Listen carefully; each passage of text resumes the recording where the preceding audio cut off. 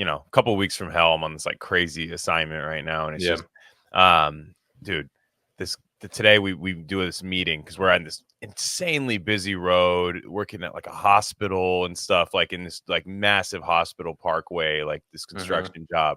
And so it's like got this every day they got like a safety meeting, a safety topic and stuff. And this guy, nice guy, means well and stuff, but he's bought into the safety guy position. Like he's just great. Like no incidents happen because of him, basically. Like he if he took a day off, he would just think about steel plates crushing us, and just like what on his couch, just chilling, thinking about plates. What would we do without this guy? So he starts off with a safety topic. It's like printed out, like he reads it and he's like, all right, guys, hey, ready to get going. Donuts over there if anybody wants it. Okay. Yeah, he's like, he's definitely like a bro. Definitely did the job for a long time. One of the better safety guys. But he goes, all right. Suicide prevention. That's our safety topic. And I was like, all right. What? I guess it's suicide prevention week. So I guess it was a topical thing.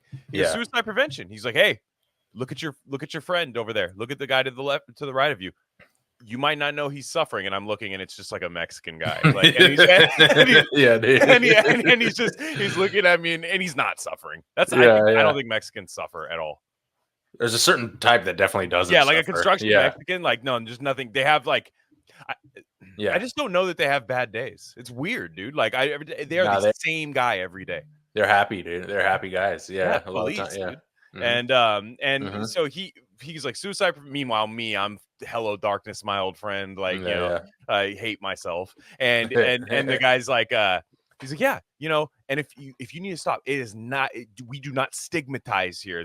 That word has reached construction, by the way. He's like, we do not stigmatize here. You go to your foreman and you tell him, like, hey, I just need a minute. Like I just haven't gone through this and that, and he's gonna be okay. And the foreman's like, no, don't. No, he's like looking at. What if your foreman saves your life from? You are gay. Yeah, he's like, yeah. I know. It's like I was thinking about ending it all, and then I really I took a lot of courage, but I spoke with my foreman, and he really, he guided. Yeah, he loved me. That's how he ascended to the position, was his understanding of mental health. And but he said then at the end, basically like. In a roundabout way, he's like, all right, guys, 12-hour day, 6 a.m. to 6 p.m. Worst road you've ever worked on in your life.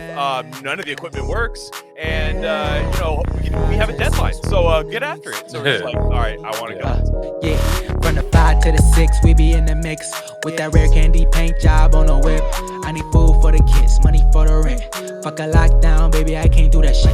Now I'll never vote, cause I'm fucking broke. And either way, I know the police ain't gon' leave me alone.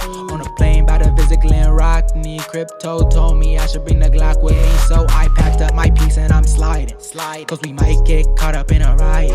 Middle finger Trump, middle finger Biden. Fuck a left, fuck a right, is you riding? Know you love to see it, dudes rocking. Ain't no politics, baby, we just talking. From the birds to the bricks, we be in the mix with that rare candy paint job on the whip. Who you with? He's funny at least. Yeah. I don't know if that was a joke. Oh yeah. I gussied that one up a little bit. Hell yeah. But so that's kind of where I'm at right now. So I haven't paid attention to anything, dude. I would look at my phone here and there. I'd see a text from you. Yeah. I'd see horse chat. I'd see all that stuff, and there'd be like I'd catch glimpses of things, and I'd look down and have these feverish dreams of cats, stuff like that. I had the exact opposite. I had like the day off. Yeah, you were on it. You were on it. Usually I'm the one that. Usually I'm the one that's like updating you, and then you do your due diligence. But it was a complete. I was like, I don't know what's happening right now, and it is. Well, dude, it's 2021 again. Have you heard? Did you see, dude? It's you missed it. You missed it. Dude. That's the weird part because I've always figured the pylons for us, and I'm not fishing for compliments or anybody to help us out. This is just and it's fine. We don't give it's not bad. Yeah, it's like, but I always thought it would definitely, maybe this is like a narcissist element. I always thought it would be something I'd say. I feel like I'm the inflammatory person, but I'm scared of that stuff. I actually am. Yeah. I'm like actually scared of like people just being like, here's my dossier on the Rare Candy podcast. Thread one. Oh fuck, like because then, you know, I feel like you have a little bit of love for it. Like, I feel like you maybe a little bit. I don't know. Am I wrong? I mean, I don't like it. When I get caught up in it, I'm like, I don't like this. I don't want to do this. You know, it makes me retreat from it. You know, I'll dip my toes in, and I know when I'm in it, I'm just like, this is dumb, you know, but so yeah, I think we're both kind of on the same page, but I do catch myself in there. And it's fucking what it was, you know, Jack retweeted me, which, you know, thank you, you know, Jack. Well, dude. Yes, but there was it's not a blame thing. I'm saying that like, literally these people came after us because they're scrolling his little timeline looking for people to hunt. It's the weirdest thing, dude. It's crazy. Yeah, dude. and also I don't know if it's incredibly sad. Like I feel bad for these guys. It's sad, oh no, him and Anna get it the worst. I mean, they get it. They're just every day. People just they like. There's sites that like have their feeds, I think, like that pump it on. It's terrible. Yeah. I mean, and again, great use of time, guys, to hunt these people down.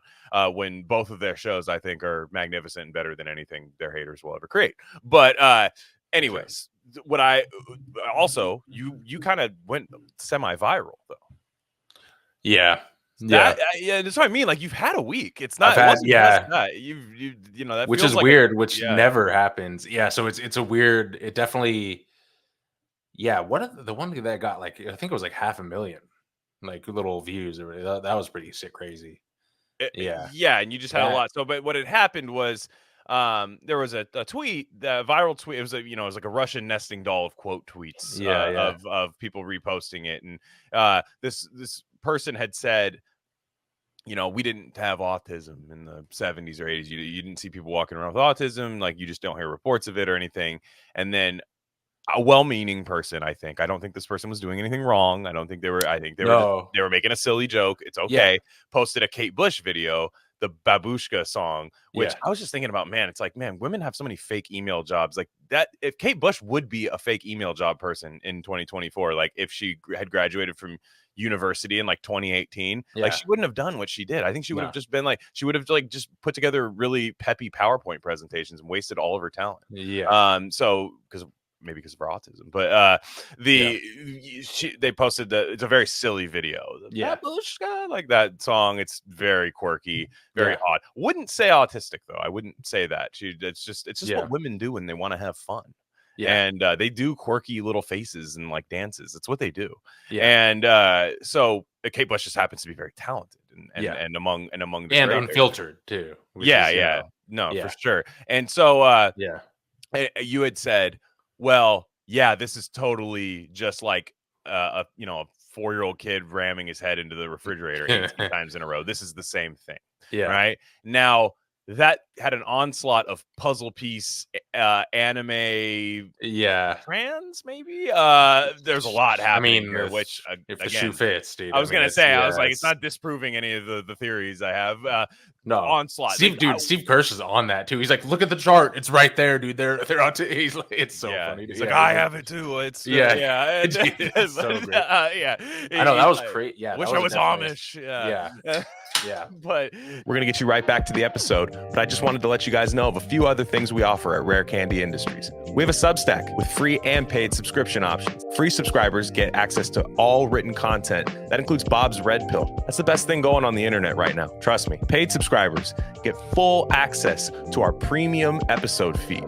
And that's just every episode we don't necessarily want to share with the general public, if you know what I'm saying. Again, that's rarecandy.substack.com. We also have merch. That link's a little long for me to say right now, but go to the description, go to our merch store, and find a shirt that's right for you. We have Rare Candy shirts, Dr. Bronner soap label shirts, Rishi mushroom shirts, all types of stuff there. Check it out. There's got to be something for you. And lastly, check us out on social media. On Instagram, we're Rare Candy Pod, but on Twitter, we're at Rare Candy Pod 1. All right, enough of that. Let's get you back into the episode.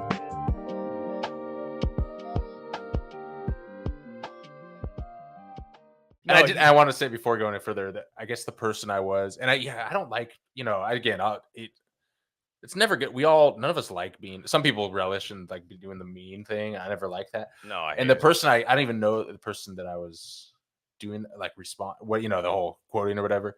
And they were like, hey, like I didn't like mean it that way. I was just joking around. And I I loved you guys on what was it? Was it like Thoughts and Prayers we were on? They were a fan of that show or something. Thought Topics. That's Thought Topic. Yeah. I mean that's So I was like, oh, it's all good. Like I was like, this is just kind of a sensitive subject for me, you know. Like, you know, I was like, no harm, no foul. Didn't mean to blow you up, or you know, that kind of thing. So that was. Yeah, but yeah, they came out of the also you had self-diagnosed autism people coming in, like, which is hilarious because why can't I do my own research then? Why was that stigmatized? But then here I go saying that word. Why was that stigmatized? But then like these people could be like, well, I was on Reddit with fellow autists and we all determined collectively that we had autism. And it's like, well, I think you just don't have friends. And it's like, I don't think people, I think that's part of it too. Or you just have a phone and it got you harder than the other people, you know? Yeah. And your whole I'm sorry, it's not like there's there's in my family, you know, I know a toddler that's, you know, let's just say that, you know, I want to put, you know, but it's like, it's when there's like a really autistic kid, it sucks and it's sad. And I'm really bad. And I'm tired of like,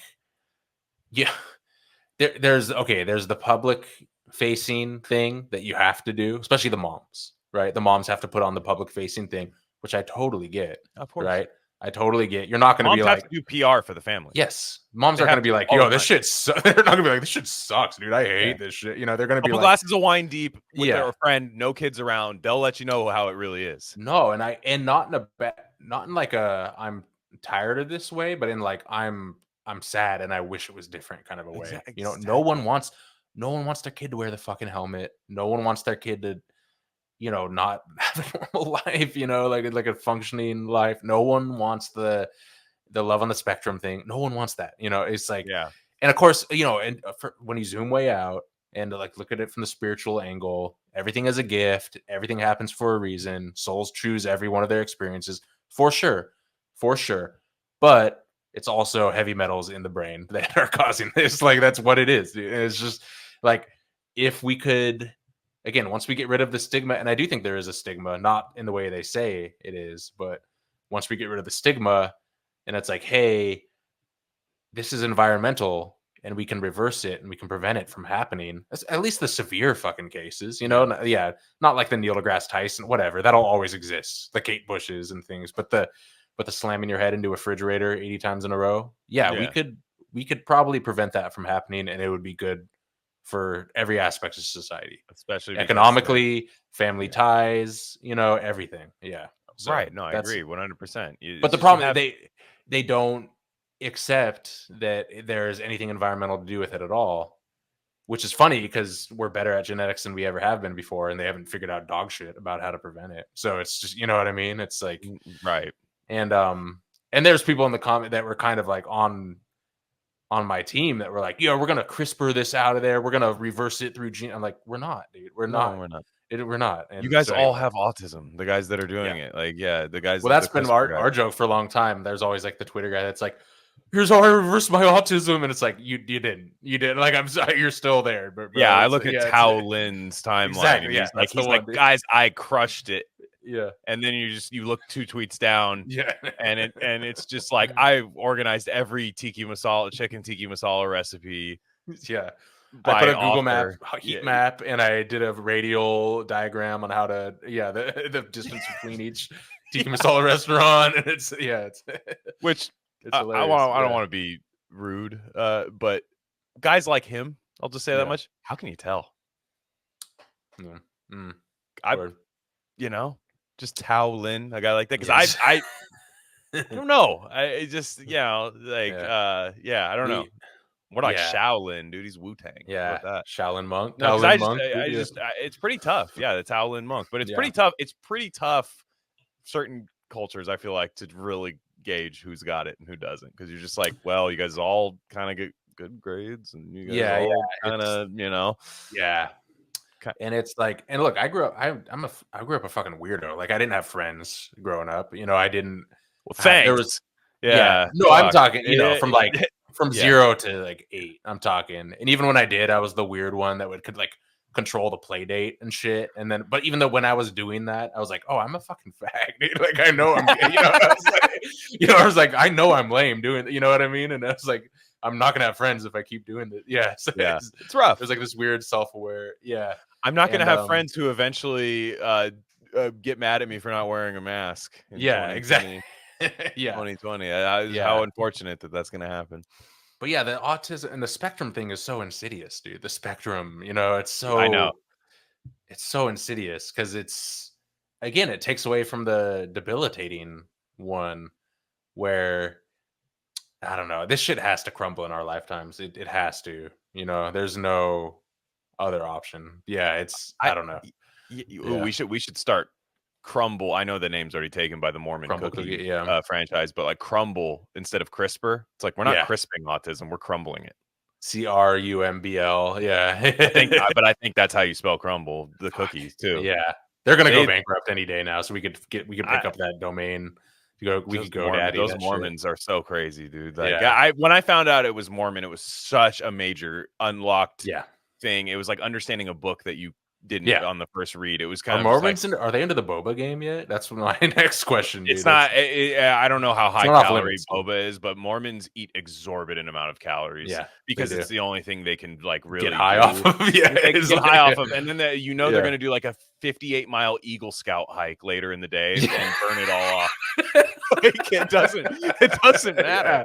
That's truer words. They're like, oh yeah, we ate like 15 crumble cookies a piece, like 14 snapper sandwiches. They eat really weird shit like that, and then they, because their family's huge, 16 Barks root beers, just high fructose, dude, to the dome, dude. And then we canoed to Crumble. Dude, it legit pissed me off. Like, how are Mormons so good at hustling? They're always got the bag, dude. It's crazy.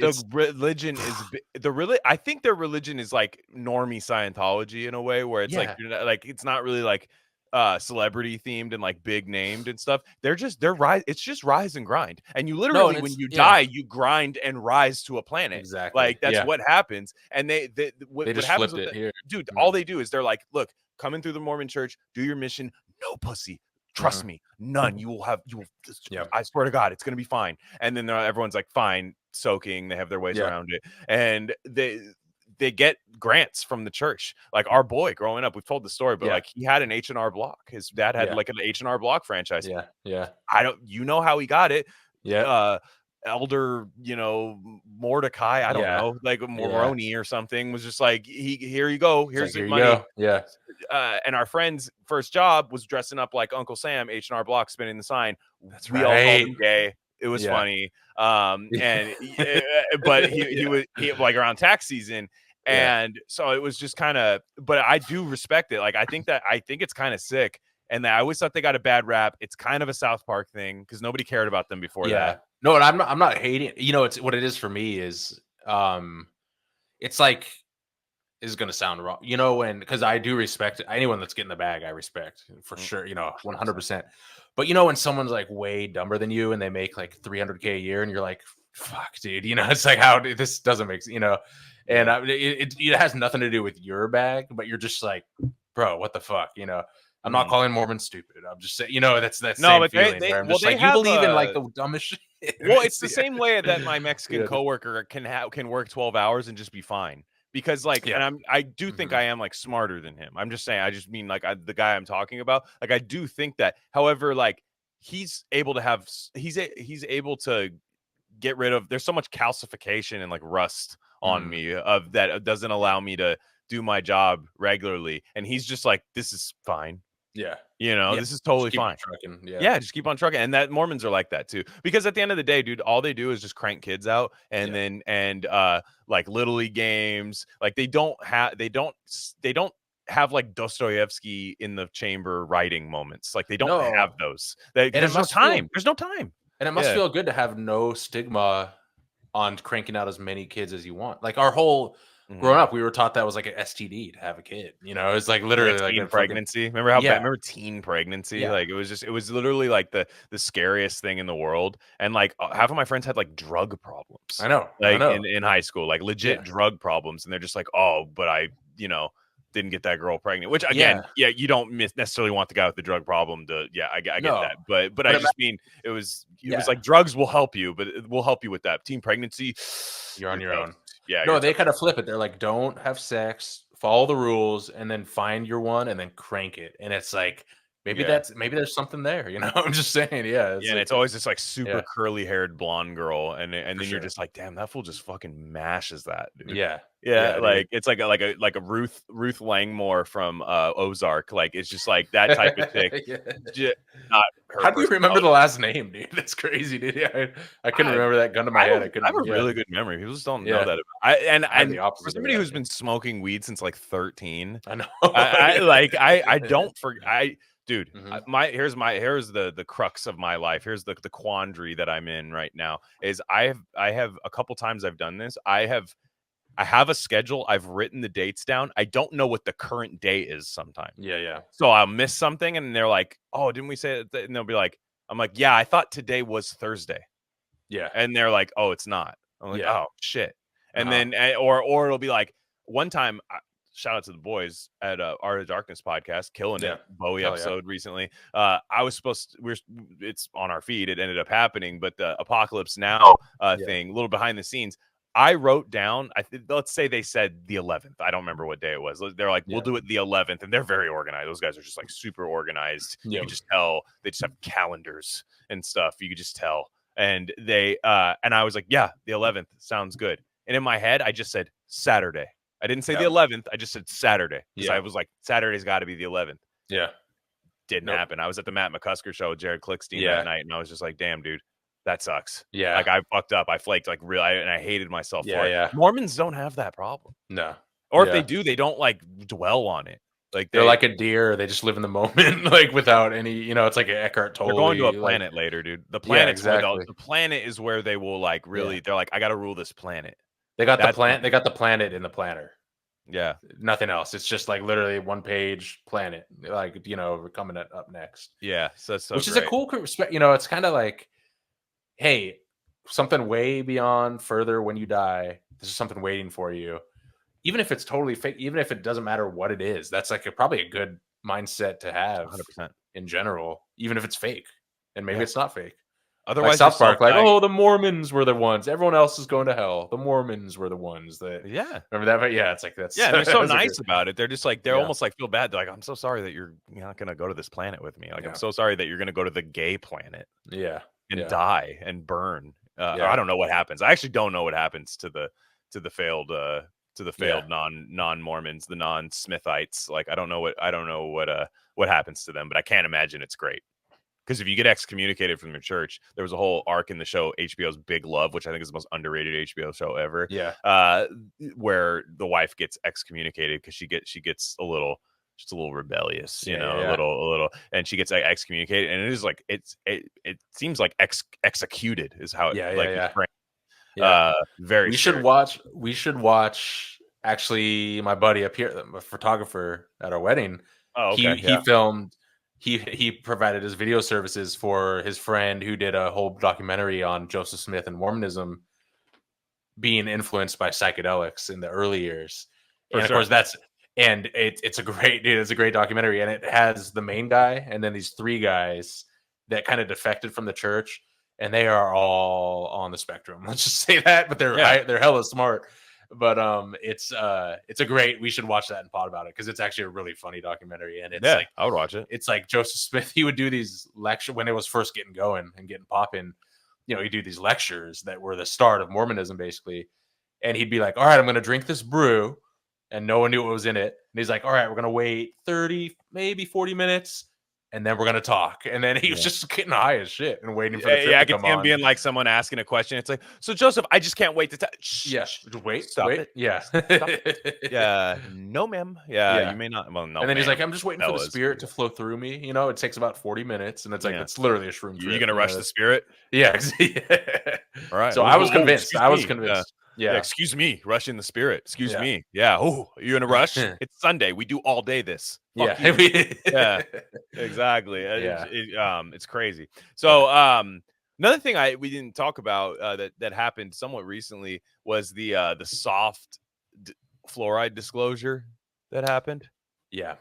I forget who reported it, but it was actually like not a scary site that you and I would frequent. It was like a kind of a real, like Reuters maybe, or it was like it was something like that. Well, there was actually, by the way, before we just jumping ahead a little bit, did you see our our Buffalo Bills boy, talking about the guy in Buffalo who. Okay, I'm jumping ahead, but the guy in Buffalo. Shout out 13 seconds. 13 second truther. Mm-hmm. The guy in Buffalo who was arrested for he was the guy that was supposed to put fluoride in the water, and then he just wasn't. He's like, I'm not doing that shit for years. He's like, this is dumb. And then and then they caught him not putting fluoride in the water, and they like arrested him, and he's like, I think he's in prison now.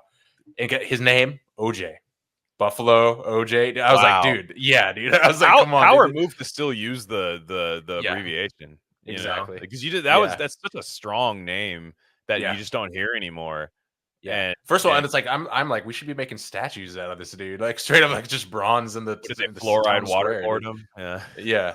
And so exactly. But yeah, no, the couple, I think there was a National Institute of Health or some major like Fauci ass organization basically said that fluoride is known to decrease IQ in children when it's in the water supply.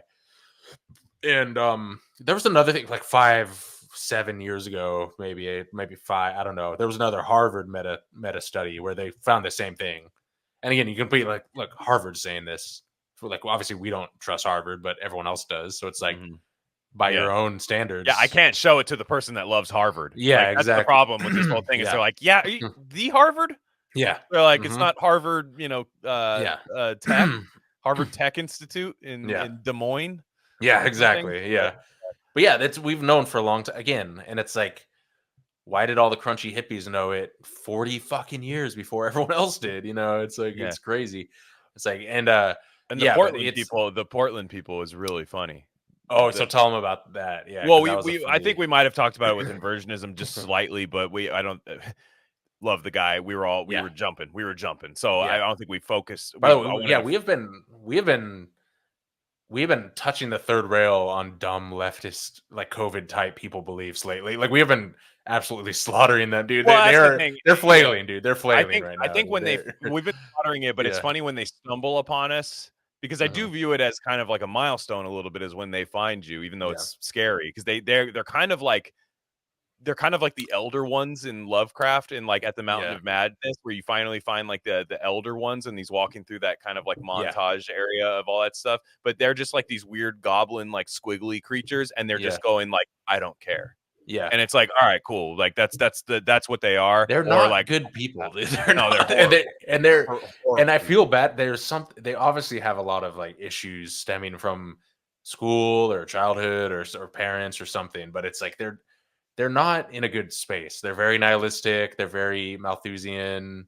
Yeah, not Malthusian. Kinda. No, kinda. Yeah. Yeah. But it's like very, and again, very like what I fucking hate about it is. They're like just dripping in irony for the shit that you care about, but you cross one dumb arbitrary line and they're like, whoa, dude. And it's like, dude, you said my mom should have died from the vaccine. Like you just said that like 2 seconds. It's like, what are the rules Did they really here? That too? Yeah, because I was talking to Spendy O. Williams and I was like, that's why I in can't a thread. This stuff. That's why. No, and I was like, my fucking mom got like legit myocarditis from Moderna shot 1. And it's like the CDC says that can happen.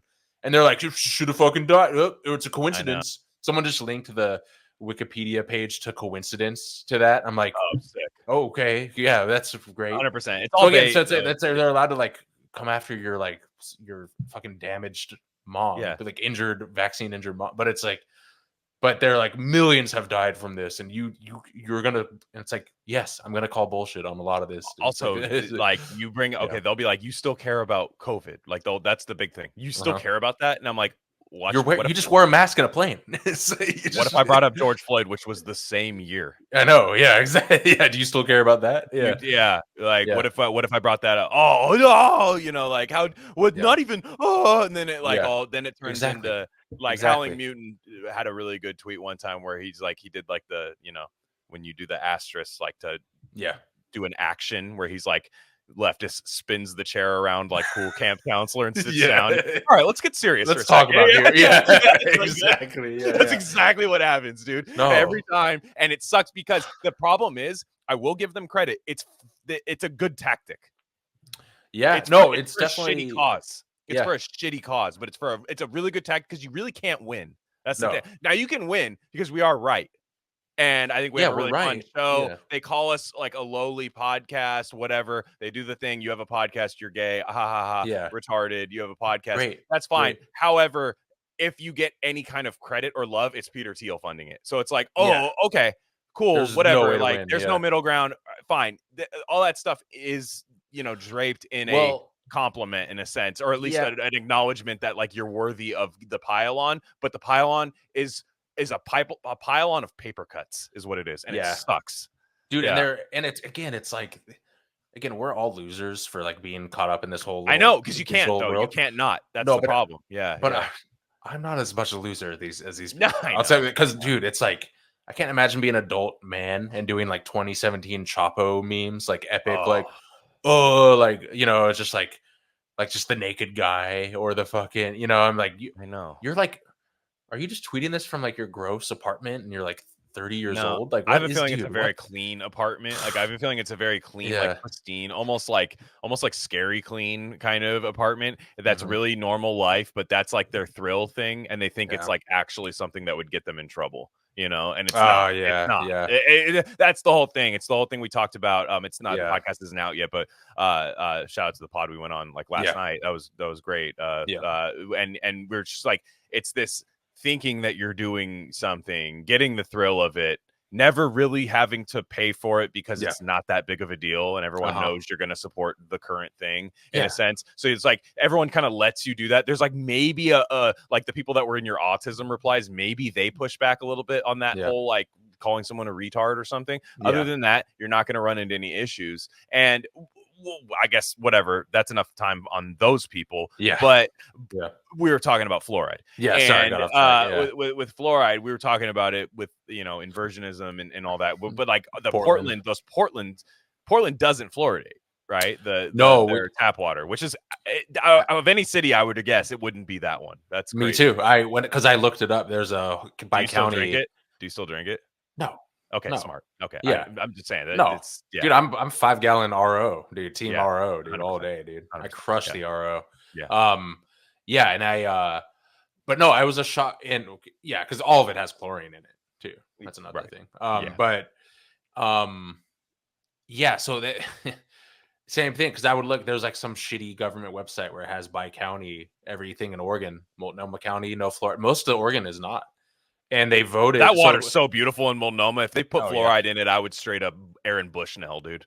No, we went when we visited you guys in California. We drank some tap water at my brother's, and it was like, oh god, dude! It was like like flame retardant. Dude, it's crazy. Shoe Nice wouldn't even drink that shit back in like the early YouTube days. No, it's horrible. No, we tested it. We tested ours with one of those little testing things, and like my mother-in-law, who they're in Nevada, they got some nice. Yes, it's nice. It's like you feel you take a shower there. Dude, Portland showers, my hair was banging, dude. I was like, this is amazing. I didn't wash my hair once when I was in Portland. And I see why nobody else does. But I was like, we tested the water here, and it was like, I swear, it was just like no, like it was just an exclamation point. Like, it's like, no, don't do it. Done. Dude, we had a shower, but we need to change it out. Like, it was man, it was bad. But I think in 2012 or 2015, Portlanders voted it down to not mass fluoridate and drug the water supply against people's consent, which is a dumb way. Like, why? That's weird that you have to vote on that. Like, one vote decides for the foreseeable future whether you're putting a chemical in the water. But again, like all the dumbest, like crust punk Portland people that literally have like abscessed teeth growing out of their mouth, and they're like, they live in some like shitty like shoebox like Portland punk house. They're like, these fucking anti-vaxxers are voting to get rid of the fluoride in the water, these anti-science, and it's like, dude, you're gonna die at like 55 years old because you're so unhealthy. And it's like it's just so crazy, dude. No, and it's funny, this American thing. There's so many things. I noticed this with abortion first, where Europe, like the average European abortion term is like a red state in California, in the United States. It's like everyone's, because leftists here are always like, I wish we were like Sweden or Switzerland, and it's like, do you? Because like abortion's like red states in America compared to Europe. COVID, they opened schools after like 6 weeks. They're like, we don't give a shit. No one cares. They don't fluoridate water out there, and it doesn't have any effect on the teeth. So it's like Europe's like in many ways kind of based, and it's like, and the leftists here like pine for it, but they would cry if they figured any of this shit out. It's all hypocritical, of course. Well, they have this thing to move, like they want the Swedish model, but they have this that's this kind of like, they have these like platitudes they can fight for within that model. I feel and I feel like that would be some of the stuff they would like. I don't know. They can. It's kind of this like in between phase of like what we all know you're gonna become, which is like MSNBC boomer card. Like we all know that's what that's gonna end up being. But they're in the whatever version of it is in 20 years. Yeah, but they're in AA ball right now. Yes. And you're just like, there's still another level. You still get the Bourdain. You still get Bourdain out, and then eventually you Stephen King. And like this thing that happened recently, because what is this, like 3 or 4 topics deep over the last month that we've been involved in this, where kind of weird. I feel I really feel, and again, everyone lives in their bubble, including us. We all have blind spots. Obligatory little statement there, but these guys are completely living in another dimension of reality that's completely made up, and it's that they don't believe in. And it's just like, where just on so many topics, I'm just like, no, it's not like that. No, it's not like that. And it's just like, you're wrong. You're wrong on that. And it just have this complete like construct, like this house of cards of beliefs on every topic, whether it's trust to science, whether it's economics. And it's like, I really do feel on some level that deep down they know that it's bullshit and they're flailing, and that like, and that's why they're so ironic about the COVID thing, because there's no way to not know that was horseshit at this point, and it's, you know what I'm saying? So I think they're just really flailing. And I guess what I'm saying is like a lot of my like more liberal friends that are just more sane, kind of centrist, but they still trust the science and everything. Yeah. They've just gone kind of like quiet, where they're just like, oh, I'm not talking about boosters anymore. They're just practical people. Yeah. They're practical, and they're like, they know, they won't like kind of admit it, but they're like, yeah, 10 boosters is retarded. Like they all know that because they stopped at 3, Yeah. But the dirtbag Chapo left type people, they are like flailing. They're just bought into. It's like, it's funny because they make fun of us for being like, oh, you're like the Japanese soldier that still thinks World War II is going on. But it's like, no, that's you guys. Like that's you. You're the one that, it's like, we nailed it from the get-go, moved on.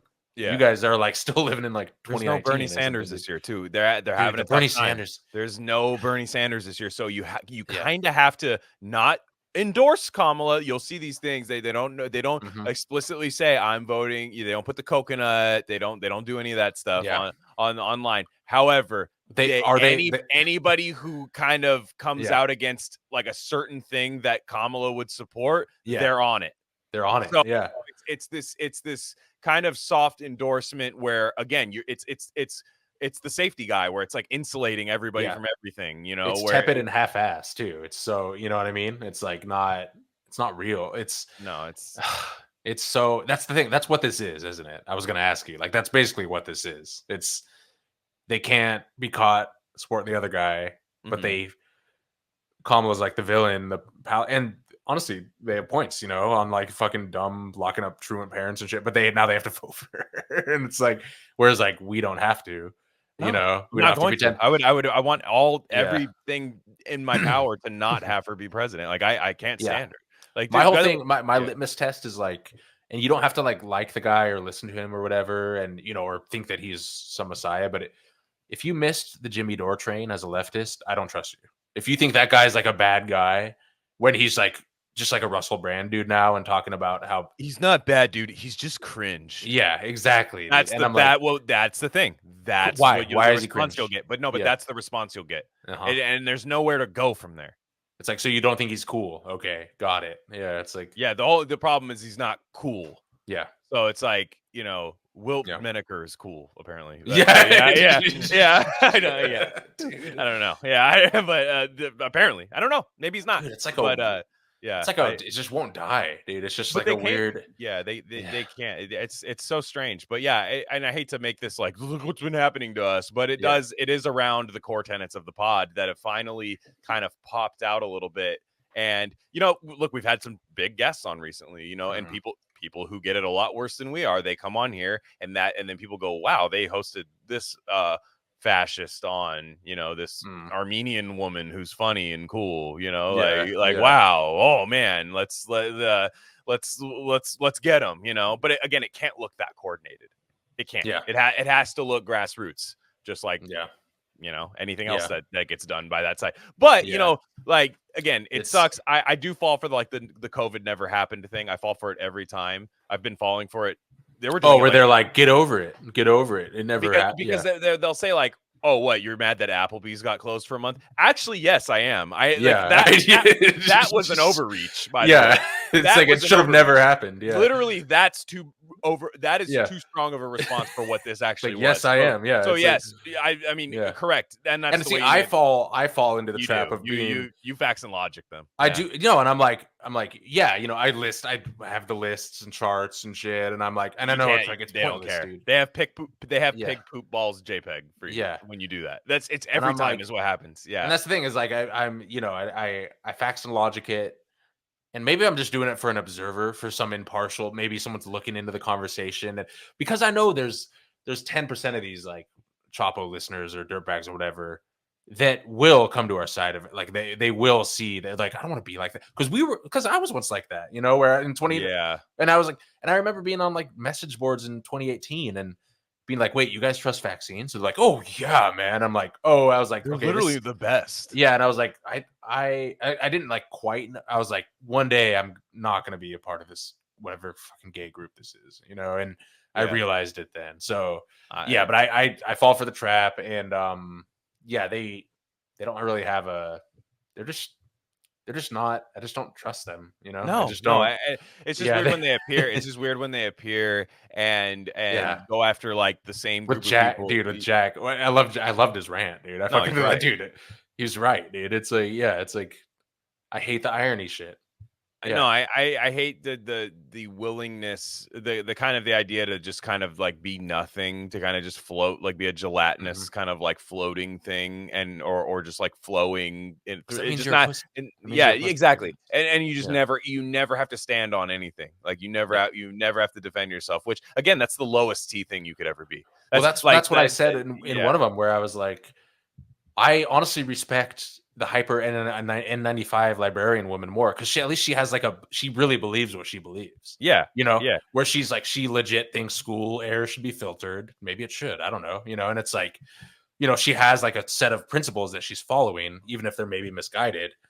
Whereas like the irony side is just kind of like, oh, I'm going to make fun of everyone, but no one can make fun of me. And I'm like above it all, man. And it's like, life doesn't work that way. No one's above it all. No one. Yeah. It's like, and as you get older, I think say stupid shit. You know, we all have dumb takes sometimes. It's like, and it's just, the irony is like this. It's like this cocoon that isn't effective in any way. It's like this fake. It's this fake shield that people put up. I don't know. Yeah, no, it is. I think Anna's really people trash on Anna or whatever, but she's actually like pretty vulnerable. You know, like in a weird way. She's a mother, dude. I mean, like truly, like no, it's 100% that. Like it's like, and you know, like look, you can go to a Red Scare thing where she might make fun of a celebrity or something, and just be like do that. Which whom among us, right? Like, exactly, but then like a lot of times it's just like, dude, it's not a, you know, I'm not a bitter person, you know, which I agree. Like that was the thing she was getting at, and like, you know, I've thoroughly enjoyed having her on the show, and like it was fun like talking great. To her and stuff, and it was really cool. And then, you know, the problem is like they're just these people, they latch onto you, and that becomes the thing they care about. The thing they care about is the person, whatever take they have, right? Whether they're consistent, inconsistent, it doesn't matter. That's malleable, because look, I just read The Fountainhead. Leftists love this book. I just read The Fountainhead. It's Young Rourke, dude. Rourke. This is the GOAT. He's the absolute GOAT. And it's all about the idea of collectivism, which collectivism is not a thing that Ayn Rand is a big fan of. Obviously, it's is that like the same thing as tribalism, kind of? In a sense, it's basically Howard Rourke is a genius. You need to trust Howard Rourke to build architecture. He objectively has the best architecture. Any building he builds is game changing. Like it looks better than anything else. However, there's a journalist named Ellsworth Toohey who says, like, dude, this guy, you could just put .substack.com, dude, on this guy, because it's insane, like how she was on the like Rand was on the journalist tip early. Yeah, dude. That's crazy, my dude. God, dude, the real JQ. She was on the JQ, and she was like, dude, this guy, he's just like, he's the most well-spoken of anybody in the book. He's well-spoken. Every conversation starts polite. He works at this newspaper owned by a guy who was like once a Howard Roark kind of guy, but got black-pilled. So he just started owning everything, owning all these things. And then basically like, I don't care what happens. I just care that I own them. So this newspaper that he owns called The Banner is absent of all ideology. It has no ideology. Therefore, Tui can come in and just hate all day. So he goes, you know, Howard Roark would build like the, you know, this cool temple or something like that. And he'd go, Mr. Roark, he thinks he's doing something here, but I'm afraid it's missed. And like he's got this like, and it's very tongue in cheek. It's very cheeky. He elevates bad books. So like there's a book called The Gallant Gallstone where it's like, oh, if you have a gallstone, it can't, and it gets flushed out. Does it have free will? It's like all these kind of like odd things, but he elevates it. And like in private, he's like, oh, it's not a great book. But he goes, but what is greatness? What is it? It's all this kind of, you know, it's a very, people will call it. Reminds me of Dahlgren, like the poet guy. Dude, there's a lot of those people in there, like in a more 40s, like New York kind of thing, or, you know, a sense. But yeah, exactly. And, you know, there are this collectivist thing where essentially Tui gets off on not necessarily any particular ideology, but the fact that he can change people's minds. He can make you hate the thing that's great.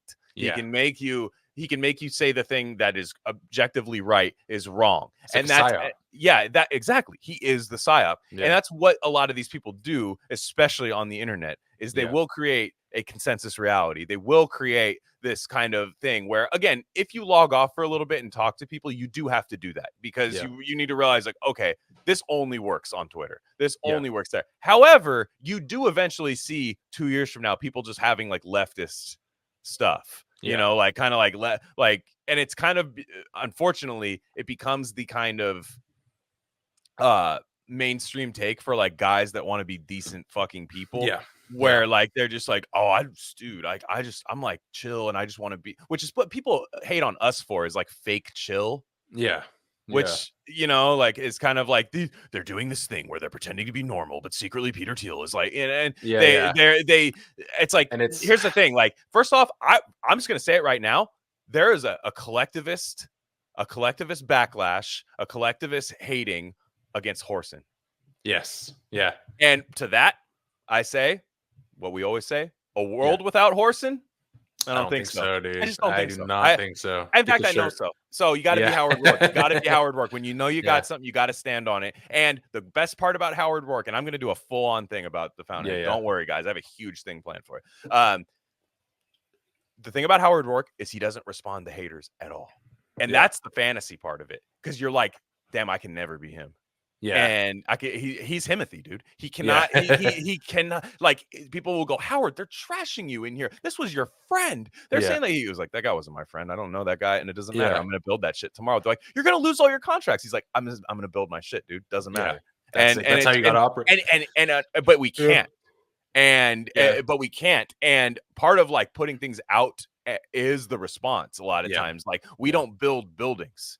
I'm on jobs where buildings are built and it's not that satisfying because I'm not the one designing them and I don't want to be. But the thing that we do, the thing that we have that passion for, you kind of have to like see what the public opinion is about it. So it is kind of shitty, you know, being in that thing, but you cannot get caught up in it. Like you cannot get caught up in it. Like you are right. You have to understand, like, I am right.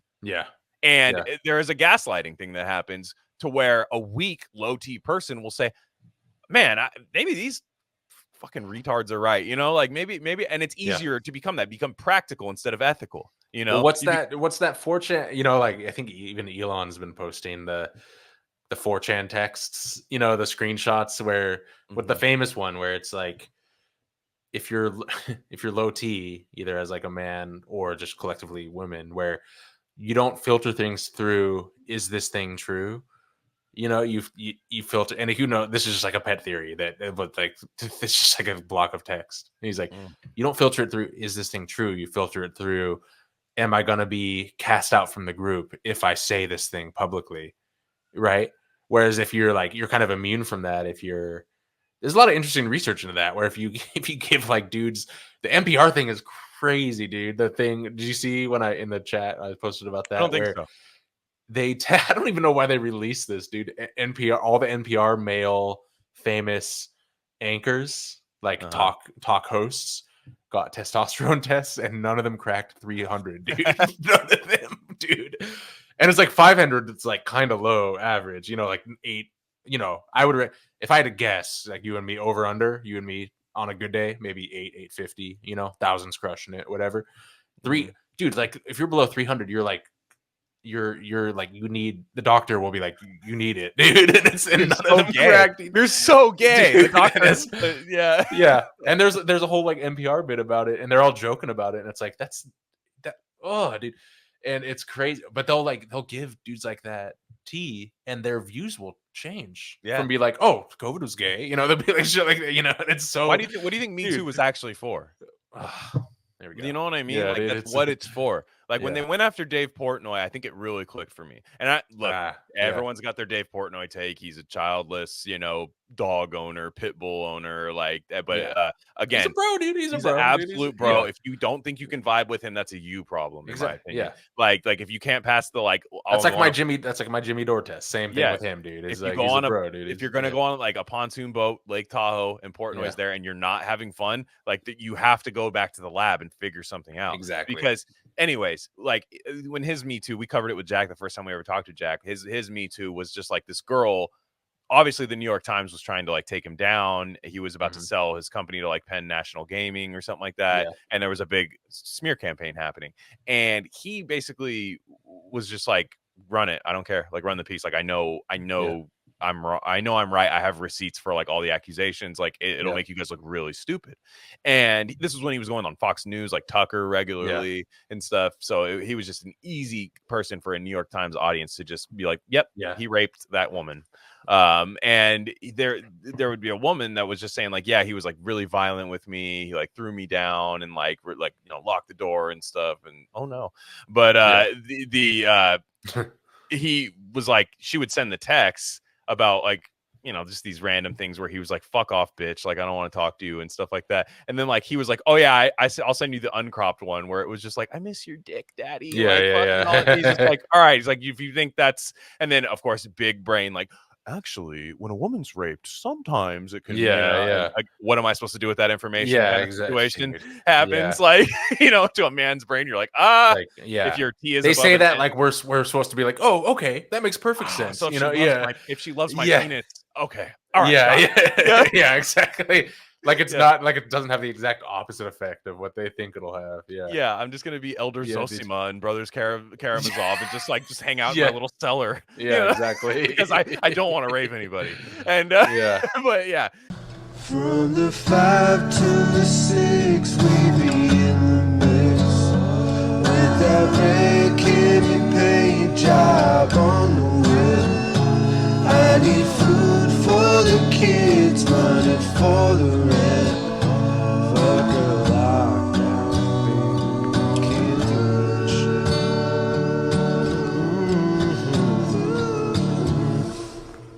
But here's another thing though. The consensus reality thing, and I will say I wanted to talk about this for like the last thing. There's already kind of a cool guy. I just feel like we have to outcool these people. That's all we have to do. But there's already this cool guy outlaw. It's like, oh, you're doing Haitian discourse. Ben Shapiro reacting Daily Wire. Like there's this kind of things that, but I'm like, how could you not react to that in one way? How could you not have an actual reaction to it? And I have some pretty strong takes on immigration because, well, I see it all the time, and I know what's happening, and I know I have a pretty nuanced take on how I would solve it, or at least attempt to solve it. I'm not a big deportation guy. I'll just say that much. Word. The like 11 million thing, that does seem kind of like this weird like Medicare for all kind of thing where where you're just like, I don't know if we The people might disagree. I get it. Like, I'm not even gonna like try to dunk on you or anything, like for anybody that's against this or anything, or supports the like ICE going around and rounding everybody up. And I'm like, here's the thing with immigration, a lot of people come here. There are criminals. There absolutely are criminals. That anyone that tells you otherwise, that there aren't just escaped like Western style, like go to a different state drifter criminals, like absolutely that 100% happens. Like, now, is it all of them? I also that I agree. It's not all of them. However, there are people that come here because they know they get shit. They know they get stuff handed to them. I would even agree. It's game theory. It's game theory. It's a patronage kind of element where it's like, hey, look, we gave you this. We gave you the loan. You have access as an illegal, immigrant. You have access to this loan that helps you buy this house in California and stuff, which that is a thing. It's for everybody. The right-wing media kind of really fucked up the way they talked about that take. I know I'm rambling about this because I want to talk about Haiti too, where there was a thing in California where the Charlie Kirk tier people were like, they're giving houses to illegals. And that's how they marketed it, which again, it's like a trap though. It's a trap. Because then people, they Snopes you because they Snopes you. Then everybody sees that the Snopes meter, where Stephen Colbert is going, whoop, the Snopes meter. And then like, he's just like rings the Snopes bell on his Tonight Show or whatever. I don't know. Where it's like they defend something. They're like, it's not that way, but there actually is a lot of issues with it. Right. And you're like, wait, can a normal person talk about this for a second and just have like so there is a program to like help people buy houses or something like that. So like, I don't know what the stipulations of it is or anything. It's not gonna. I still can't even get into the ballpark of it. So it's like not for me. But in California, they will give you, and it's a loan. It's a loan where they give you the loan, and it works as a down payment. Then you pay the mortgage and stuff. But it is available to illegal immigrants. So you're like, what the fuck? You know what I'm saying? And they're not all from Mexico either. They're from places where you might come from some money too. So it's kind of a prick move. So anyways, I am one of those people where I'm like, okay, no aid. Fuck that. Sorry. No aid. And I punish. This is another one that fucks with free market, hardcore free market people. I punish businesses with swift punishments if you're hiring illegals. Swift. For every ICE van that you want deporting people, I'm sending those people to like work sites to see, like, to audit. Because to me, if you were telling me I had to take a shot to keep a job, I think you've already set the precedent for what I'm about to say. So it's kind of like in a sense where like I should be able to pull up and just be like, all right, are you employing this kind of thing? And I know there's the H-1B thing. H-1B is definitely this loophole that I think is way overexploited to the visa kind of thing, which I think kind of fucks in the tech industry a lot. Like, it really fucks with it, and a lot. And I think that problem sorts itself out more. So if I come to this country, yes, there are people that come here to commit crime. That's another thing. Deport. See you later. Bye-bye. You know what I mean? I don't think, who could really disagree with that, honestly? The deportation for the but just going around and rounding stuff up, like I don't like precedent that sets. I don't like a lot of like forced entry kind of situation. I just don't. It also plays into, it's like Gestapo-y, and it's kind of it'll reify all the false premises of what they think is really going on. Exactly. But I just will say, like, again, it's like ounce of prevention, pound of cure. Like, why is there this problem in the first place? What's the plan? Like, I think RFK is very lucid about this type of shit. He's like, it's like, and and like when we were growing up in California, obviously there was like a debate back then too, of course. But the tenor of it was so much, just the vibe was so different. Sides were closer together. It was like now it is out of control. No human being is illegal. It's like, yes, they are. Yeah, like, dude. And it's like, what does that mean? About? Yeah. Like, and no also, exactly. And Brett Weinstein did a whole thing where he's fucking lid. He's like he's a good dude. He's like, but he is like team blue, or was. He'll have some frustratingly like liberal opinions. For sure, dude. Yeah. But he's cool. And you guys know that I love that dude. I'll always defend him. For sure. And he went down there and he's like, dude, this is not like Mexican families just coming. It's like different. It's like Chinese like paratroopers and shit now. Like, what is going on, dude? No, like, and you talk to he's not like a xenophobe guy, dude. He's not like one of those dudes. So he's like, So it's like, if he's saying it, he's like, there's some other energy going on here. That's not like, it's not like these people just want to like do dishes. It's like different, dude. It's like a different vibe. Exactly. And it's like, there are those people, but like nobody's really bothered by those guys. And also, but I will say, even in a labor sense, even well-meaning people will come from such a shitty situation. And like, why does everybody else have to, like, that's that weird like free market thing that like a lot of the capital L libertarian, which I don't think there's that many of those people anymore. I think people realize like that you can't be like that. But you can have libertarian tendencies, which I obviously do in certain ways. But like, there's a lot of people where it's like, well, it is the free market, and if a bunch of people come in the country and decide they don't need a lunch break, or decide they don't need this and that, like some things that really like people had to work really hard for to have like be set in stone, and wages, and just like, people realizing that I just don't want to give. I want to give companies I don't want to give companies even that option. And that's like, if it's all the same, and yes, of course, I'm sure there would be loopholes. There would always be companies that would try these. Michael Crichton said it best in Rising Sun. America's #1 export in the 90s is lawyers. Yes. And so there's, so you'd still have these problems. I know it wouldn't be perfect. Claim it to be the best, but I think a lot of times it does sort itself out. And like, sorry, I feel like that's the way. But and also and if you live in like a border town, like there's a lot of people that don't live in like border towns. I remember talking to Kelby about this, and I hope he doesn't mind me saying it, but I don't feel like he minds me saying anything. So he's a pretty open book, no pun intended. But he was saying like, yeah, bro, like if you like live in like a border town, like you don't have open border policy. Like you don't, like you're in your head, like it doesn't matter. Like it doesn't matter what your politics are. It's skin in the game. It's called skin of the game. Exactly. That's what it is. You have to witness it. Yeah. If you live in a shitty, like insulated kind of like liberal town where, north, either in the north, the coastal areas, which was exemplified by Ron DeSantis putting a bunch of migrants in Martha's Vineyard. And they were like, you can't use them as political pawns. He's like, I absolutely can. You guys use them as political pawns. Yeah, exactly. Yeah, like you guys use that. He's like, I absolutely put your money where your mouth is. Yeah, put your money where your mouth is. Yeah. You have plenty of money. You could be housing them and all that stuff. And some of them were kind of like, they could trim my fucking azaleas. Yeah, like, some of the like the wheels got spinning. Like they were like, they're like, I just came up on some landscape. Yeah. But dude, it's like, thanks. I might. It's like when you pick Tyreek Hill 5th in the draft. Dude, you're like, yoink. Yeah, it's just like, got it, dude.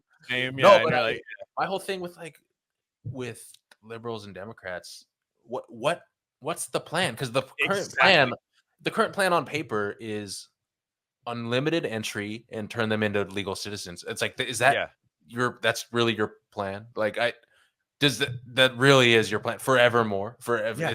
It's apologizing. Their plan is apologizing for history. Yeah, and I'm just like, again, it's someone's just gotta put the brakes on it just a little bit. Just have an adult conversation about it. Like what are we gonna, and again, I'm sorry. Okay, for me, again, I think about going to, there's the whole meme of like, dumb Americans traveling to other countries, be like tourists, right? And I'm sure that's a thing. I'm sure no one likes, like, come on, the selfie stick walking around the bay. Dude, come on, we've all, dude. Yeah, you know what it's like. So like for me, I could never fathom, like I've thought about, we've talked about like maybe moving to Spain or Portugal, or maybe like visiting Japan, all these different stuff. Is like, I would never fathom going on an extended stay to another country without being like, yo, let me just like try to figure out how to get down out there and like the language. Yeah. And it's like, let me just try. Obviously I'm going to fail and it's going to be cringe, but at least I'm going to put a little effort into that. And it's like, that's just gone now. That's just gone. You don't have to. You don't have to. Yeah. And like, it's just like, then you get this was a huge Gen X 90s, like, actually thing that everyone believes now. It's like codified into like decent fucking people politics law. Actually English isn't even the language in America. It's like, yes, it is. Like, and my answer is, what are the road signs in? Yeah. When I'm going to exit a freeway. Yeah. Is it in any other language other than English? Okay. Yeah. And that's which can tell you a lot about driving. Yeah. But it'll get your wheels turning. But the Haitian thing is crazy, because I remember thinking, like, when it first happened, I was like, oh no, this is more bait. I was thinking like this is more bait. This is like Chinese spy balloon, Baroon situation. I was thinking this was like migrant caravan. Remember the migrant caravan thing, which was like where they thought it was like a covered wagon full of like Mexicans, like Oregon Trail, dude. Like exactly. Like it was there was a big, again, there might be elements of truth to all of these things. But it was the kind of like Michael Bay production element of it. That was kind of the stuff that made it easy to laugh at, like, conservatard idiot, that made it easy. And I thought the same thing. But then I grew up with some Haitian people, man. Like where we grew up, like at our middle school and stuff, there were like a couple of Haitian families. They were all cool. I had nothing bad to say about them. Cool people. If another Haitian person moved in, they all took a gulp. They were like, dude. Oh, like they were like, hopefully this isn't one of the ones I ran away from, Dude, like this is it's a scary place, dude. It's a fucking scary place, objectively. Yeah, dude. Some of our best family friends are they're Dominican and they live there right now. They've lived in California and all over Florida, all over Europe and stuff, but they're from Dominican Republic. Yeah. And they live there right now. They own they own a home there. And it's like, Dominican Republic and Haiti are like it's at the same island, split down the middle, dude. And what do you think their take is? Why don't Haitians play baseball, dude? That's a great question, dude. It's but it's crazy, dude. And I got to think, I'm just wheels turning in my head. What if the next like SARS-CoV-3 it comes from like a Canadian geese, dude? It's just like a fucking dude or something, dude. And it's like, no, dude, it's fucking nuts, man. And it's like, the worst, dude. And again, this is like ultra dirtbag. This is like ultra NPR / dirtbag of like, I don't know, maybe I'd like to try that duck. Maybe it's good. Maybe the geese. And it's like, shut the fuck up, dude. Shut up. I will say, I'd like to know the truth. So this is Springfield, Ohio was the latest one, but apparently there's other cities. There's alleged to have been like 20,000 Haitian migrants that people are like in a town of 50,000, in the Midwest with no port nearby or anything. Like they're literally, it's like where people are like, where did these fucking people come from? And look, in California, sometimes that shit just happens too, where you're like, okay, I noticed like a bunch of random like this type of person showing up, and like I don't remember this person, this type. Again, it's all anecdotal. It's nothing you're like gonna prove or anything, but it's a noticing thing, and you'll get to apparently, allegedly, again, I can't confirm or deny any of these things, but you will see a lot of people going like, hey, I'm not even hating, it just was hating Haitian. I'm not even hating, bro. I'm not even hating, but there just seems like it's very strange when this thing occurs, and it's just like, this new normal that's happened. And what people are alleging is that like they're Haitian people. There's that picture, which I think got debunked, or it was like an old picture of like some guy carrying the Canadian which is an objectively hilarious picture, dude. Let's just look at that, dude. It's funny, and like apparently he nabbed him from like a public park, which people then said, well, Trump's kids go big game hunting. I don't like big game. I don't like the prize, the kind of like elephant stuff. I hate that stuff. So you're not gonna catch me on that. Like contradiction on that. I don't like the weird posing with like the dead elephant stuff. Hate it, absolutely hate it.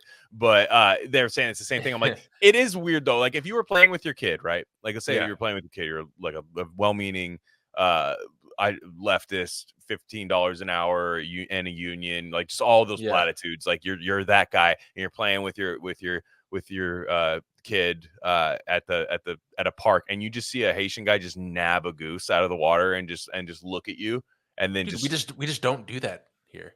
But that's the thing. What if it was a white dude on meth? We'd be like, dude, what the fuck are you doing, dude? It's like it's not even a exactly. But the problem is they go, then they say, well, what is American culture?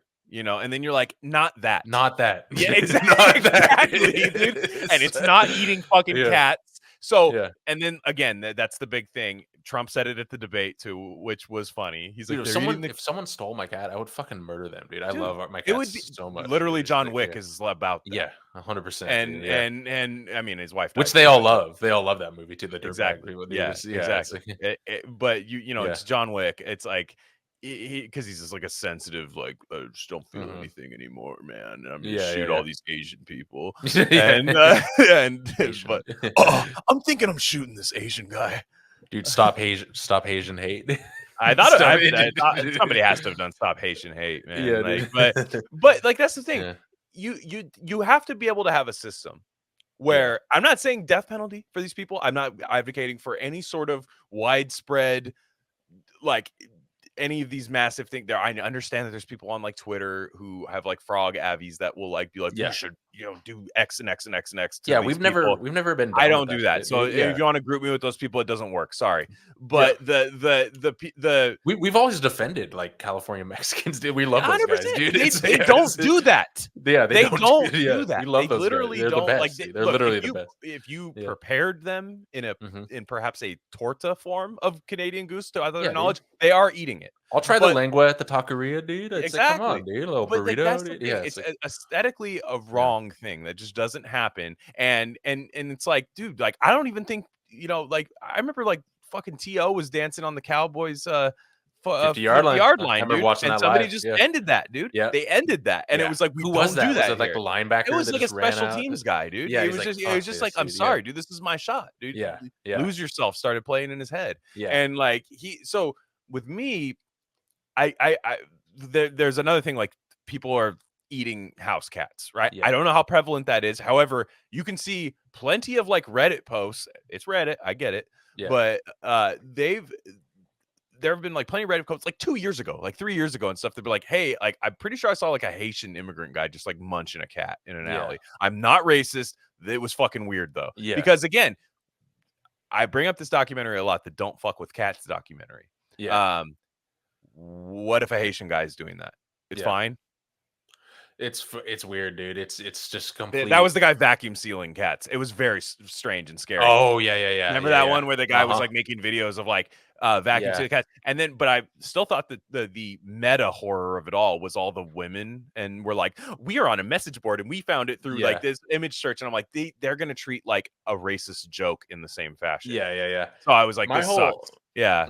My whole thing with this like brought like the problem now is the people view us collectively as marks now, and it's not fun to be a mark with an X or a KS.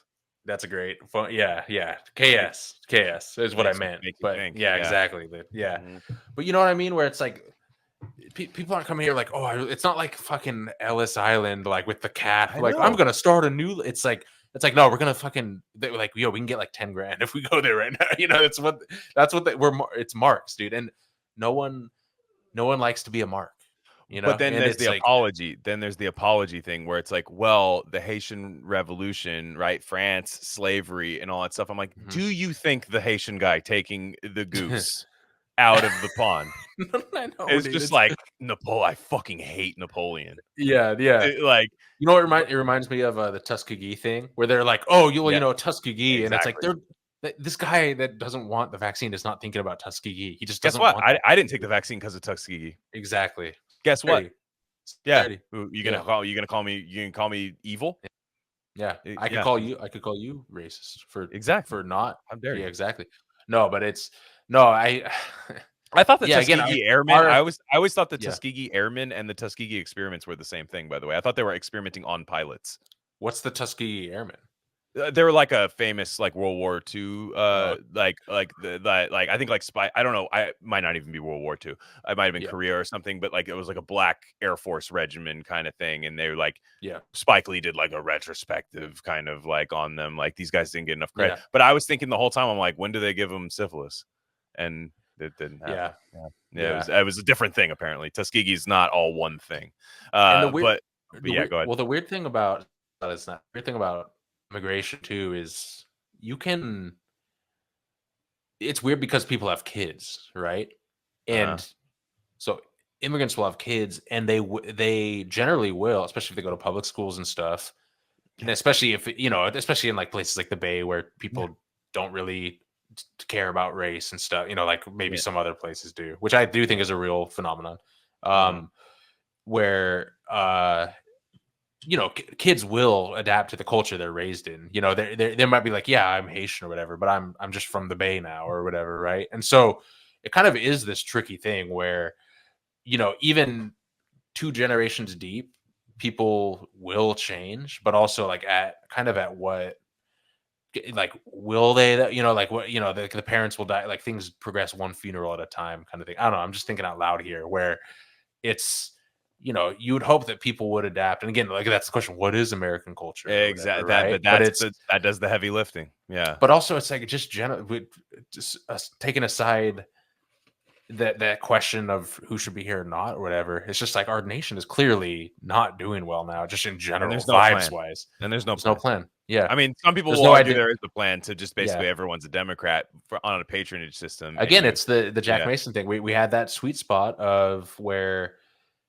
we got over the race thing and we had this cool cultural identity where we were all American and we all had each other's backs, and now that's evaporated since the early 2000s. It wasn't a viable vehicle, I don't think, for anybody trying to get some evil shit done in this country. And I will say, I do think it's kind of funny though. I mean, how just because it affects America in a sense is that like Napoleon had to like liquidate, like his apes were gone. That's a bad way to talk about the Haitian slave trade, I guess. But like his I don't know the history too much. I just know like the final result. That's all. Like it's like so apparently, right? Like, you know, Napoleon's crushing, dude. Like he's just like he's dominating, dude. So he had the territory. He had the West. You know, like he had the basically. I can't remember. People are probably like barking things as I'm saying. Like I only know a little bit, but like basically the Louisiana Purchase, right? Louisiana West, essentially, which is a lot of the country. But nobody had really explored it. So like Napoleon had it. He's like, I got it. I got like elements of it right there. This West, this is mine. Yeah. Obviously there were, you know, other people living there too, but nevertheless, he apparently got fucked by the Haitian uprising, right? Yeah. And because they were enslaved and they went ham. They got active. The boys got active down there. Yeah. I can't imagine. Would hate to be a French cat during that time. Tell you that much. Yeah. And dude, rough. Yeah. But imagining like Napoleon, dude, like because he had never really seen the what he was selling. Yeah. So he's probably just like, all right, sell that shit. You know what I mean? Like it was like you're going through like your crypto chart and you're just like sell Cardano. Yeah. You know, like, or whatever. Like this is gay. Woman coin, you know? And they're like, sell this. But Napoleon's like, all right, sell the West of whatever this is. This country. It's nothing yet. Yeah. Sell it. The stupid British people, like British refugees have the East Coast, and then there's just like Indians or whatever the West. But like that is a rough, because Jefferson pulled the art of the deal and got the Louisiana Purchase. Like he got it for, I forget what maybe you could look it up while I'm talking. It was crazy. It was just like nothing. And can you imagine though? And Napoleon, you know, I will say at least never had to like see what he lost, so that's pretty good. But it was like Storage Wars, dude. He was like, it was like Storage Wars. It was Storage Wars, and he had the West, and he was just like, dude, I lost fucking California, like dude, Montana. Can you imagine Texas? Like Montana in the fucking late 1700s, 1800s, like how like insane that was, and then or like California, obviously gold. I mean, like French, like the French could have just ran the gold industry, and all that stuff, and Oregon, like all these crazy things, you know. There's it is a wild thing that happened, but like that with Haiti it's kind of like they were able to like go ham on like Napoleon's people, and like whether you think it's justified or not, I just think it's funny the bleeding heart people who will value any immigrant over any person who tries to tell you what America is or something. They just by default, it's like a default take. They will just bring up all this like slave trade. They'll like the drawings from like that time of like Frenchmen being hanged by that stuff, and families. It's like, dude, you don't. These immigrants aren't coming here like thinking about that. No. Like that's not what they're doing, and nor should they, right? But and it's like So what argument are you making? I just like you're That's making like that this weird, like that weird. It's that weird. It just reminds me of like Chopper when on Mussolini Day when they post a picture of upside down, like, oh, you got hung or whatever, you got hanged, and it's just so. It's like, yeah, okay, you know a little bit about history, and you're posting a funny meme, cool, something that you're not connected to at all, and have no. You're just like a communist or whatever, right? And it's like, that's you're what I so mean. cool, Like, dude. I It's like, just come on. Like, yeah. it just again, it's just corny, dude. It's just to me, it's corny. It's like, it's defend the not... person for what they actually are doing. Like, and it's never that. It's always this platitude. Well, if you know your history, imperialism, colonialism, it's like that guy just yanked a fucking goose out of the water. That guy just ate a cat. All right, so let's talk. Let's actually focus in on it, and not be systemic about it, and just be like, all right. And dude, I'm telling you, all of these guys are epic Reddit cat guys too. So it's like, if that happened to your cat, you rightfully so would freak out. Or maybe they wouldn't. Maybe they would sacrifice it, like that guy who got stabbed in New York, and his girlfriend was like, we don't want to prosecute, like we don't want racism to happen and stuff. And it's like, maybe they might be like that. And if that's the point, if that's the case, you have the NPRT levels. Yes. Yeah. Big time. Sub 3, dude. Sub 300. Sub 3T.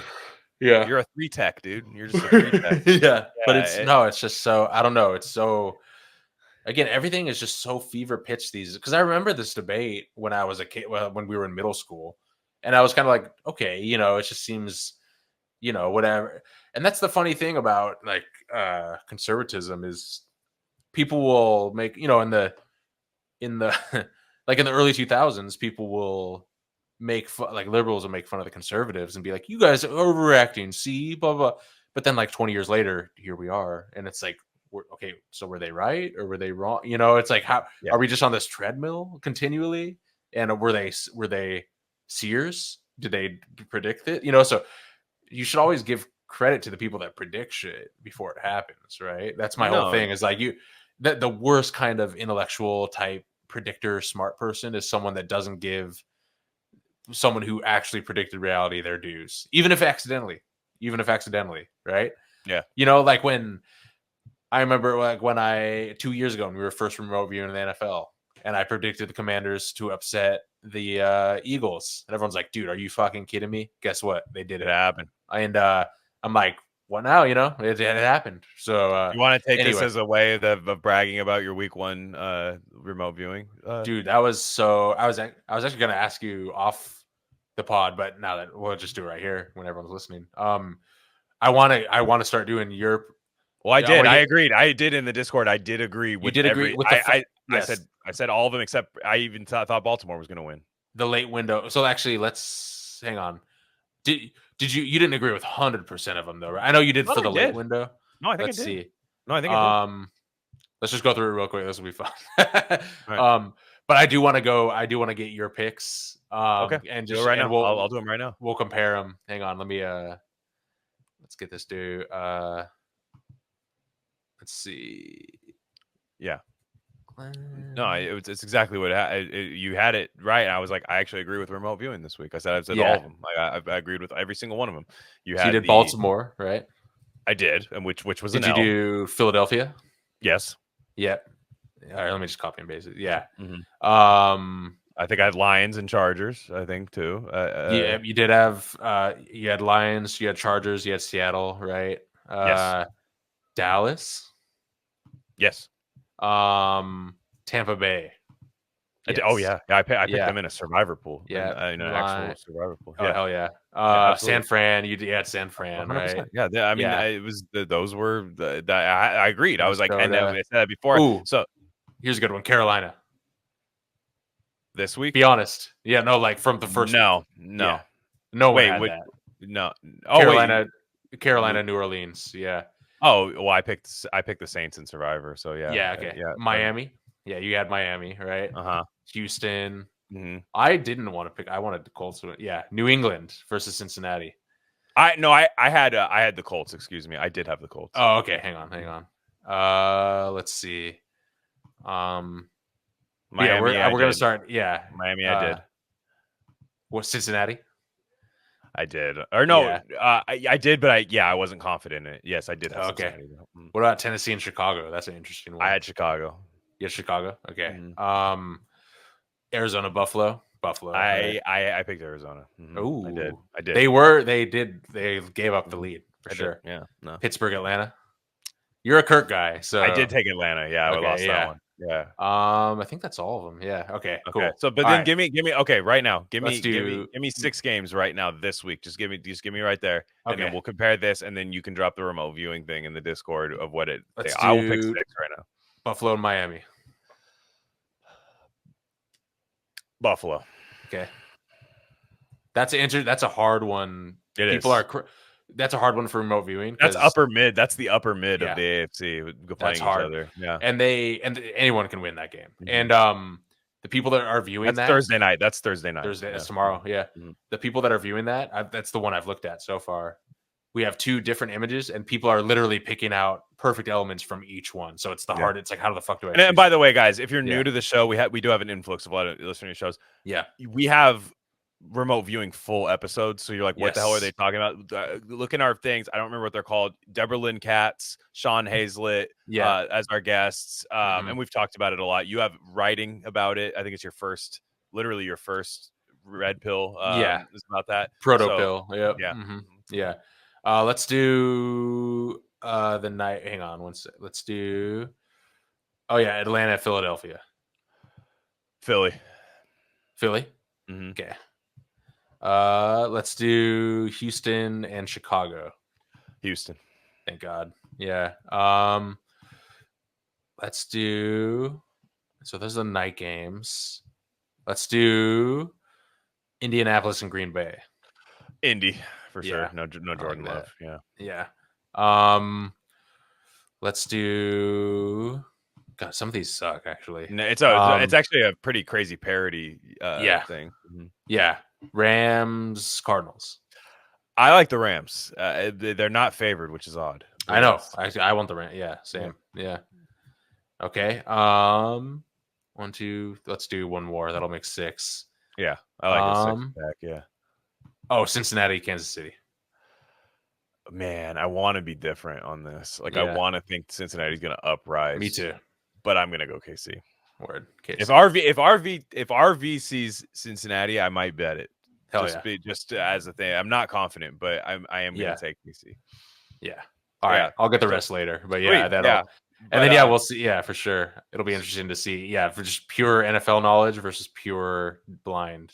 So you have your latest Bob's Red Pill at rarecandy.substack.com was a schizo PDFs, which you kind of dropped.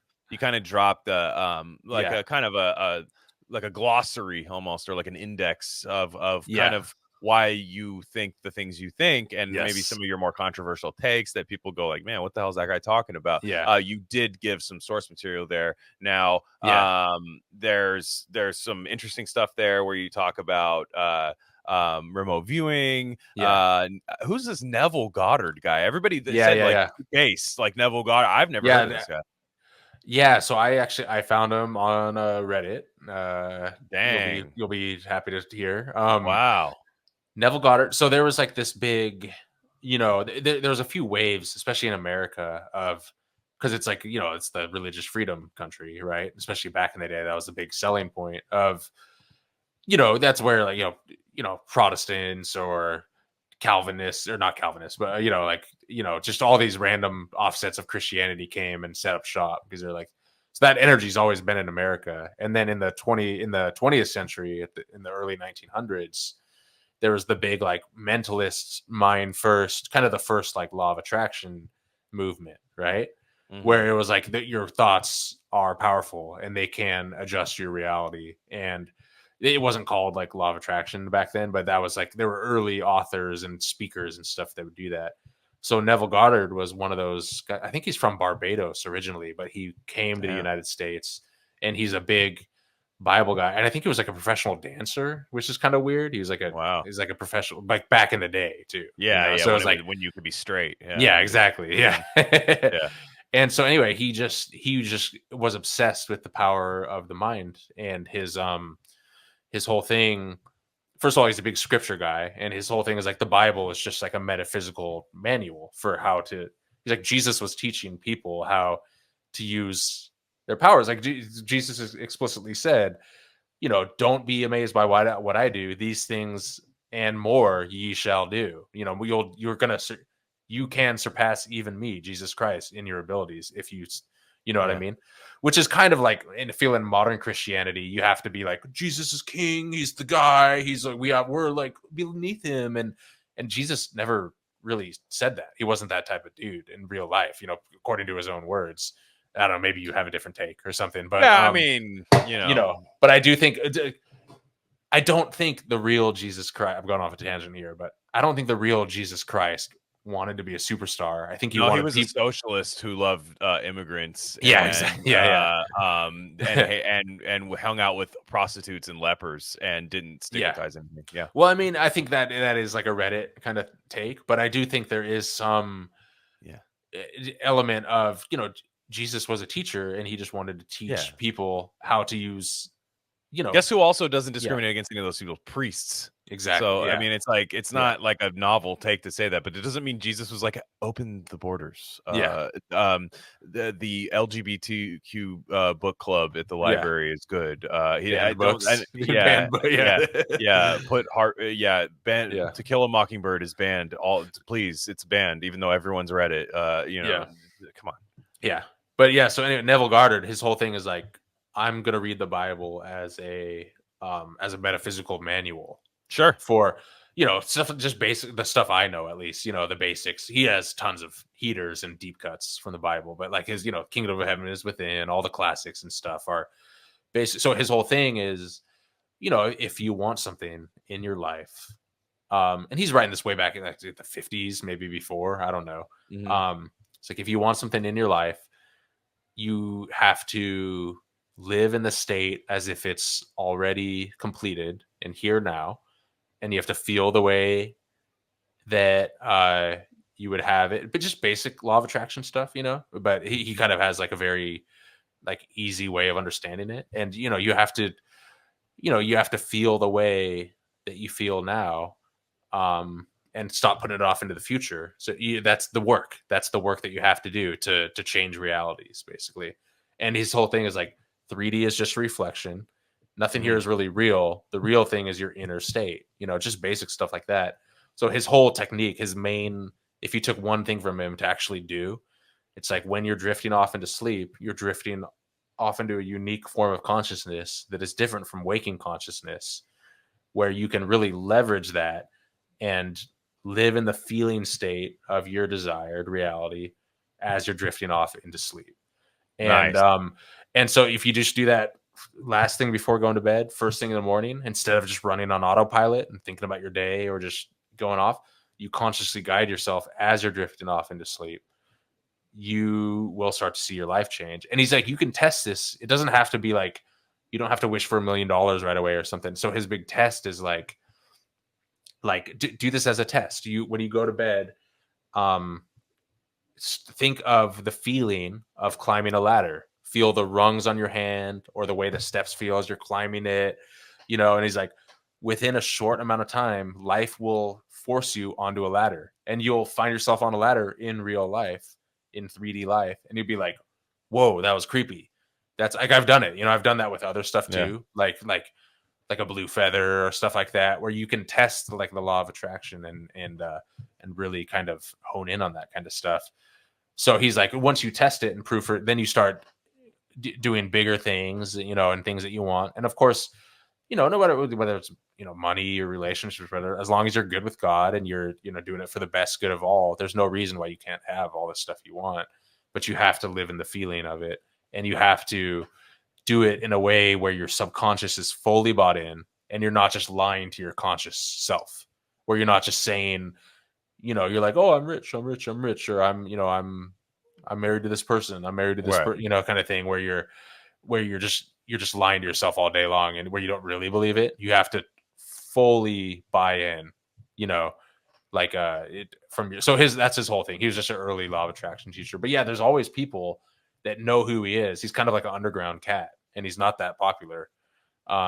but everyone's like, oh yeah, Neville Goddard, he's crazy. So yeah, I don't know, if you want to download all of his ebooks, just go and click on the link on our Substack and start reading them. Exactly. They're all out of print, copyright. I'll show all the copyrights expired and all that shit. So nice. Yeah. So I think, and then again, that lines up with the sleep Bob's Red Pill, where I talk about that too, where I'm kind of like, you can leverage the most important times of the day are when your subconscious and conscious merge, and you can kind of leverage that window for anything you want, for even for just solving problems, like a hard math problem that you're working on, or like a business problem or something, right? Just leverage that time. There's so much fucking crazy research. If you visualize free throw shots, you'll shoot better without practicing than someone that doesn't. If you visualize golf shots, you will, so the shit is real. It's like, it's proven real. It's trust the science, it's based. Yeah. Trust it. Yeah. So yeah, well, on that note, guys, Gain of Fiction is going to be back soon. I think it's not going to be the scheduled 2-week thing, just because have not had time to read. Sadly, I've been on a really bad work assignment. But the next one will be a Slaughterhouse 5 by Kurt Vonnegut.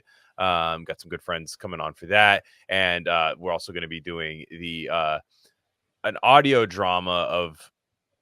I mean, we're not doing this, but we're going to be talking about an audio drama by Michael Hansen, who's very influential to me. He was the University of Wisconsin Public Radio, and would put on sci-fi short stories. He would put with like the kind of drama and like radio department there. He would reenact kind of and dramatize sci-fi stories. But he has one of many. They're all available on Internet Archive. Michael Hansen's Mind Webs, they're called, very sick to put on. They're so tight. The music's great, and he did Harrison Bergeron by Kurt Vonnegut, which we're going to be covering that as well. So there's going to be that, and after that, we're going to do Roberto Bolaño's By Night in Chile, I should say, which is already really cool. I've been cracking at that. And then there is going to be a massive Stephen King episode centered around Salem's Lot, which I would like. I'm definitely in for that one for sure. But I am also doing audiobooks of The Shining and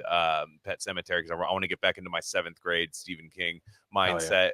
God, Pet Sematary is just a dread. Oh my God, it is like so sad and just dreadful. It's like, man, love it. So that's going to be really fun getting into that.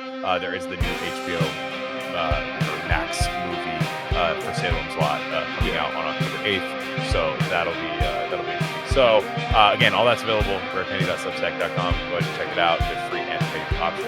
And on that note, guys, everyone have a safe week. We'll catch you guys next time.